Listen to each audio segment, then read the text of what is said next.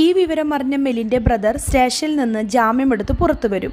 അതിനുശേഷം വീട്ടിലേക്ക് പോകുന്ന വഴി കാറിൽ വെച്ച് ബ്രദർ മെലിനെ ഒരുപാട് ഉപദേശിക്കും, ചീത്ത പറയുകയും ചെയ്യും.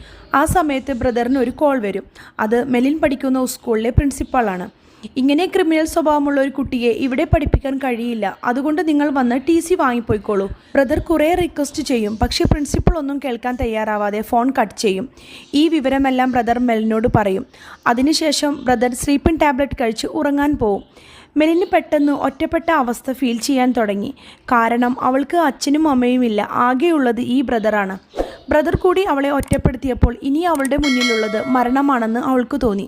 അവൾ ആത്മഹത്യ ചെയ്യാൻ വേണ്ടി ബ്രദറിൻ്റെ സ്ലീപ്പിംഗ് ടാബ്ലറ്റ്സ് എടുത്തു കഴിച്ചു. കുറച്ചു സമയം കഴിഞ്ഞപ്പോൾ അവൾ തല ചുറ്റി താഴെ വീഴും. ഇത് കണ്ട ബ്രദർ അവളെ ഹോസ്പിറ്റലിലേക്ക് കൊണ്ടുപോകും. ക്രിട്ടിക്കൽ സ്റ്റേജെല്ലാം കഴിഞ്ഞു. ദൈവാനുഗ്രഹം കൊണ്ട് കറക്റ്റ് ടൈമിൽ എത്തിച്ചതുകൊണ്ട് ഇപ്പോൾ കുഴപ്പമൊന്നുമില്ലെന്ന് ഡോക്ടർ പറയും.